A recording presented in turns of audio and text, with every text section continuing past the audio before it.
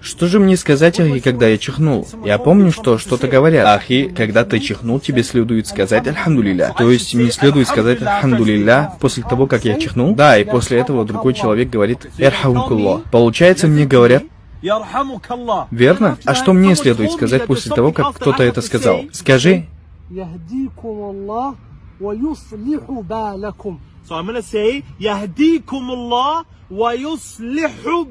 Правильно. Откуда ты это взял? В каком это сборнике хадисов передается? Это передается в Аль-Бухари.